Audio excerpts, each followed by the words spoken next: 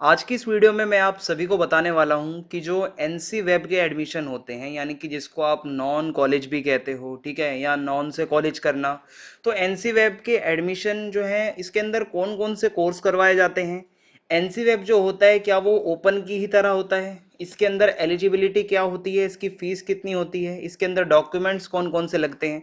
तो जितने भी इंपॉर्टेंट इन्फॉर्मेशन है एनसी वेब से रिलेटेड वो आपको इस वीडियो के अंदर मिलने वाली है। तो आप वीडियो को एंड तक देखना, आपको पूरी चीज़ें समझ में आ जाएंगी अच्छे से। उससे पहले आपको बता दूं कि अगर आपकी कोई भी क्वेरी हो तो आप मुझे इंस्टाग्राम पे अपना मैसेज भेज सकते हैं। मेरा यूज़र नेम आपके स्क्रीन के सामने लिखा हुआ है। मुझे जैसे ही टाइम मिलेगा मैं कोशिश करूंगा कि आपका रिप्लाई ज़रूर करूं। तो अब हम आगे बढ़ते हैं। तो सबसे पहले तो एक लाइन आपको मैं पढ़ के बता दूं कि ये एनसी वेब के जो एडमिशन होते हैं इसमें सिर्फ लड़कियों को एडमिशन मिलता है। तो अगर आप लड़के हैं तो इस वीडियो को यहीं बंद कर दें, ये आपके काम की नहीं है। जो सिर्फ लड़कियां हैं और वो भी सिर्फ दिल्ली की, ठीक है, जो कि दिल्ली में रहती हैं, जिनके पास रेजिडेंट प्रूफ है दिल्ली का, उन्हीं को एडमिशन मिलता है एनसी वेब के अंदर। और आपको मैं बता दूं कि एनसी वेब जो होता है ना उसकी डिग्री कहीं ना कहीं रेगुलर की तरह ही होती है, ठीक है, रेगुलर के बराबर ही होती है और रेगुलर के जैसे ही रूल रेगुलेशंस होते हैं। ओपन से ये थोड़ा सा अलग होता है। वरना आप सोचोगे कि एसओएल में और एनसी वेब में क्या फर्क हुआ भाई, फिर अगर ये भी सिर्फ ओपन की तरह ही मतलब एक दो दिन ही पढ़ाता है तो इसमें फर्क क्या हुआ। तो ये लड़कियों के लिए है एक तो। और इसके अंदर क्या है कि अटेंडेंस पे ज़्यादा जोर दिया जाता है, लगभग 66% आपको अटेंडेंस मेंटेन करनी पड़ती है। एसओएल में कुछ नहीं होता ऐसा, ठीक है। और एनसी वेब के अंदर जो होता है सिर्फ लड़कियों का ही होता है, ठीक है, ये तो आपको बता ही दिया है मैंने। तो इस तरीके से है और इसके सेंटर ज़्यादा होते हैं एनसी वेब के। तो अब मैं आपको आगे बताऊं कि आपको क्या क्या मतलब डॉक्यूमेंट्स चाहिए होते हैं। कि एक तो आपका आधार कार्ड हो, ठीक है, आधार कार्ड नहीं है तो वोटर आईडी कार्ड हो, पासपोर्ट हो, यानी कि कुछ भी हो आपका अपने नाम पे हो, ठीक है, जिससे पता चलता हो कि आप दिल्ली में रहते हो। अब इसके बाद क्या है कि आपसे ये कहा जाता है कि जब आप एडमिशन करवाते हो तो आप अपना सेंटर वो लो जो आपके घर के पास हो। एनसी वेब का सेंटर हमेशा वो लें जो आपके घर के पास हो, उसी को ज्यादा आप प्रायोरिटी दें। ओके, बाद में चेंज नहीं होता सेंटर एडमिशन होने के बाद। अभी जो आप एडमिशन के टाइम पे सेंटर लोगे वो अपने घर के पास वाला लेना, ये ऐसा एडवाइस दिया जाता है इसके अंदर, ठीक है। और उसके बाद अब इसमें एडमिशन होते कैसे हैं। तो इसके अंदर क्या है, आपकी कट ऑफ आती है। आपके ट्वेल्थ के जितने भी मतलब जो नंबर होते हैं, बेस्ट फोर के जो नंबर होंगे, आपके जो ट्वेल्थ की परसेंटेज है उसके बेस पे आपको एडमिशन मिलेगा। ये देखो पूरा रेगुलर की तरह इसका सीन चलता है। एसओएल के अंदर कोई कट ऑफ नहीं आती है। एसओएल में तो बस सीधा एडमिशन हो जाता है।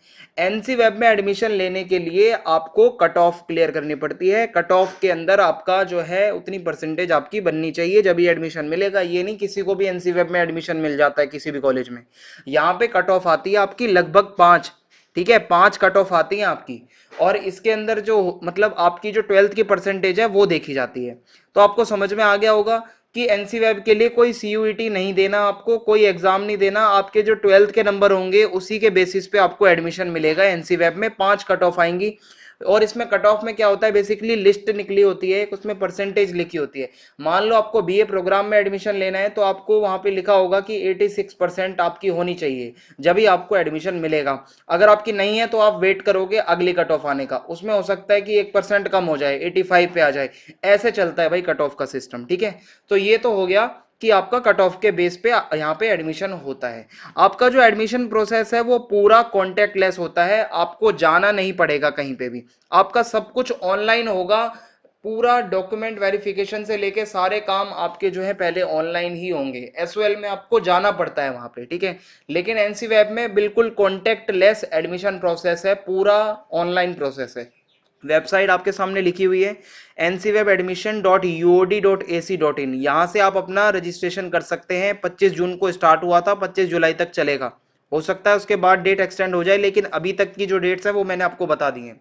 और आपको आगे अगर मैं बताऊं कि अब डॉक्यूमेंट्स आपको कौन कौन से चाहिए होते हैं इसके अंदर, देखिए इस वीडियो में सबसे खास बात यह है कि मैं एंड में आपको बताऊंगा कि एनसीवेब कौन कौन से कोर्स करवाता है। अगर आप सोच के बैठे हो कि आप अपने मनपसंद का कोर्स कर लोगे तो ऐसा नहीं होता। इसके अंदर कुछ लिमिटेड कोर्सेस हैं, वो मैं आपको आगे बताऊंगा। तो डॉक्यूमेंट्स में 10वीं का सर्टिफिकेट हो आपका, मार्कशीट या सर्टिफिकेट, जहां पे आपकी देखो भाई डेट ऑफ बर्थ वगैरह देखी जाती है। जो 10th का सर्टिफिकेट होता है उसका काम यही होता है। तो आपकी डेट ऑफ बर्थ देखी जाएगी, आपके पेरेंट्स का नाम देखा जाएगा। ओके, सो इस तरीके से आपका 10th का सर्टिफिकेट होना जरूरी है। 12th क्लास की मार्कशीट होनी जरूरी है, पर अगर आपका अभी रिजल्ट नहीं आया तो भी आप फॉर्म फिल कर सकते हैं। ठीक है, रिजल्ट अवेटेड का ऑप्शन आता है वहां पे, तो जब आपका रिजल्ट आएगा तो आप बाद में भी मार्कशीट अपलोड कर सकते हो। अभी के लिए आपको फॉर्म फिल कर देना है, चाहे आपकी मार्कशीट आपके पास हो 12th की या ना हो, फॉर्म जरूर फिल कर देना है आपको। ठीक है, ये बहुत सवाल आ रहे थे। फिर उसके बाद तीसरा जो डॉक्यूमेंट है वो SC ST सर्टिफिकेट। अगर आप किसी SC या ST कैटेगरी से हो तो आपके पास आपका वो सर्टिफिकेट होना चाहिए SC ST का। और ये जो पूरी डिटेल्स लिखी हुई हैं, ये लिखा हुआ है कि इनके द्वारा इशू किया गया होना चाहिए, यानी कि जो भी आपके पास SC ST का सर्टिफिकेट है वो वैलिड होना चाहिए, इनवैलिड ना हो। इसके अलावा ओबीसी से हैं, अगर आप नॉन क्रीमी लेयर से हैं तो आप देखो SC ST OBC को फायदा मिलता है, कट ऑफ के अंदर कुछ परसेंटेज कम हो जाती है इनकी। ठीक है, सो जो नॉन क्रीमी लेयर से आते हैं, ओबीसी के हैं, ठीक है, उनको भी यहाँ पे क्या करना है कि अपना वैलिड जो आपका जो जितना मतलब जो सर्टिफिकेट है वो अपने पास रखना है आप। ठीक है, और इस तरीके से आपका ये चलने वाला है। ईडब्ल्यूएस वाले जितने बच्चे हैं ईडब्ल्यूएस कैटेगरी के, उनके पास भी एक वैलिड अपना जो सर्टिफिकेट है वो होना चाहिए। बाकी आप ये देख लेना कि उसके अंदर इसका लेटेस्ट अपडेटेड वाला होना चाहिए। ठीक है, ओबीसी का हो चाहे ईडब्ल्यूएस का हो आपका। देखो ईडब्ल्यूएस में यहाँ पे लिखा हुआ है कि जो वैलिडिटी है, ठीक है, वो फाइनेंशियल ईयर 2021-22 की होनी चाहिए। ठीक है, इश्यूड ऑन और आफ्टर 31 मार्च 2022। सो इसके बाद वाला आपका मतलब कुछ इस तरीके से ही लिखा हुआ है कि होना चाहिए, तो आप एक बार चेक करवा लेना उसे कि वो अपडेट है कि नहीं है।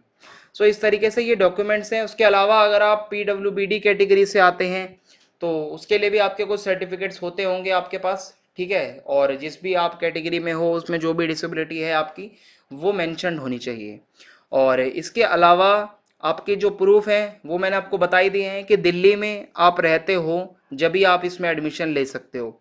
तो आधार कार्ड पे एड्रेस लिखा होता है, वोटर ID कार्ड पे होता है, पासपोर्ट पे होता है, ड्राइविंग लाइसेंस पे होता है, राशन कार्ड आपके नाम का है तो ही राशन कार्ड वगैरह चलेगा। मेरे हिसाब से आधार कार्ड सबके पास होता है, तो आप अपना आधार कार्ड अपलोड कर सकते हो। ठीक है, तो ये सारे तो डॉक्यूमेंट्स हो गए जो आपको चाहिए एडमिशन के लिए। अब कोर्सेज देख लो भाई, सिर्फ 2 कोर्स ये करवाता है, लेकिन इसके जो कोर्सेज होते हैं वो रेगुलर को बिल्कुल मतलब रेगुलर की ही तरह उसको फॉलो करते हैं। जैसा रेगुलर कॉलेज में चलता है बिल्कुल यहाँ पे वैसा ही चलेगा आपका।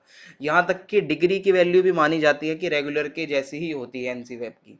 तो अब इसमें बीए प्रोग्राम होता है और बीकॉम होता है। इसमें कोई ऑनर्स नहीं करवाया जाता, कोई लैंग्वेज कोर्स नहीं करवाया जाता, सिर्फ बीए प्रोग्राम और बीकॉम। अब बीए प्रोग्राम में क्या क्या होता है मैं आपको आगे बताऊंगा।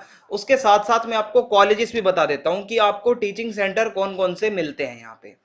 तो यहाँ पे अगर आप देखोगे कि अदिति महाविद्यालय नाम से कॉलेज है। ठीक है, इसके अंदर बीए प्रोग्राम के लिए जो आपको जो सब्जेक्ट मिलेगा वो इकोनॉमिक्स प्लस पोल साइंस आप ले सकते हो, या हिस्ट्री प्लस पोल साइंस का कॉम्बिनेशन ले सकते हो, साथ में आपको लैंग्वेज पढ़वा दी जाएगी।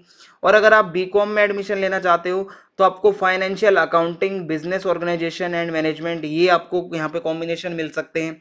देखो जब आप बीए प्रोग्राम में जाते हो तो आपको कॉम्बिनेशन लेना पड़ता है, हिस्ट्री प्लस पोल साइंस, ठीक है, और यहाँ पे इकोनॉमिक्स प्लस पोल साइंस।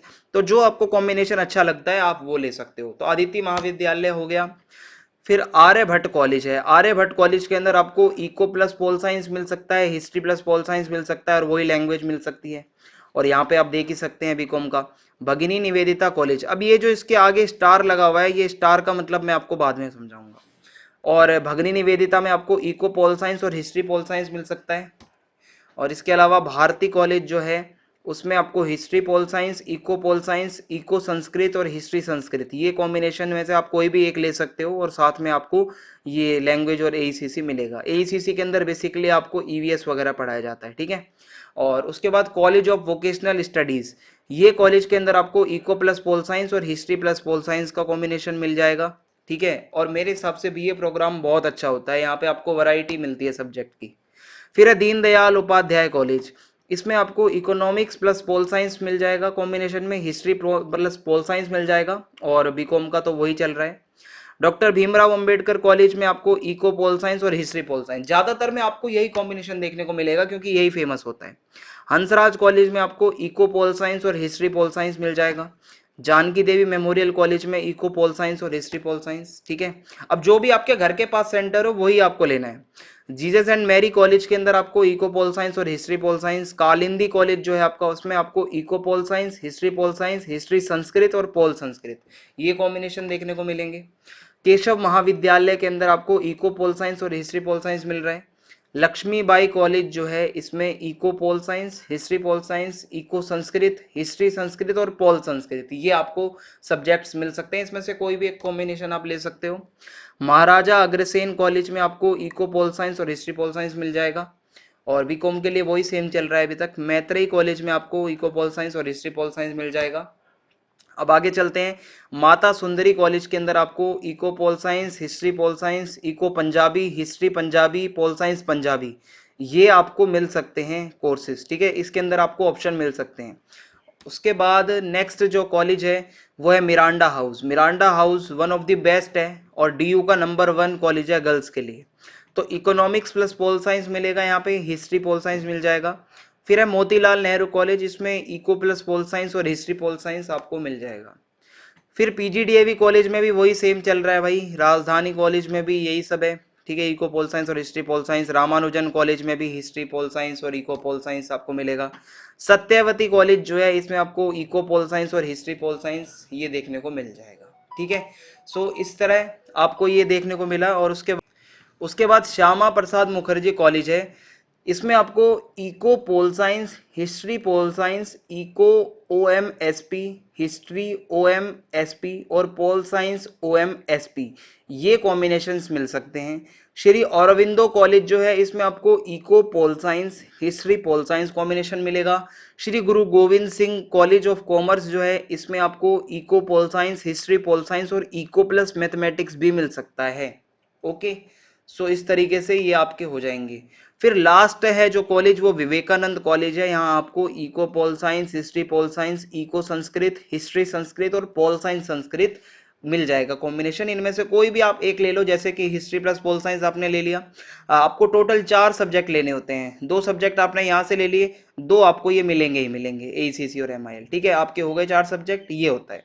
अब जो स्टार लगा हुआ है जिन भी कॉलेजेस के ऊपर, ये स्टार का मतलब क्या होता है कि इन दीज सेंटर्स, ये स्टार लगे हुए सेंटर्स में classes are held on Saturday and academic holidays.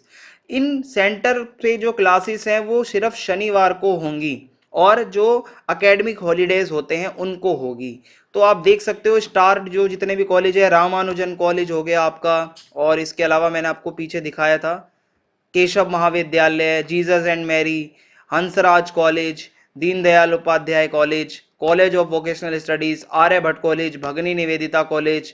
सो ये जो भी स्टार वाले हैं ना, यहाँ पे शनिवार को आपकी क्लासेस होंगी और जो एकेडमिक हॉलीडेज होते हैं।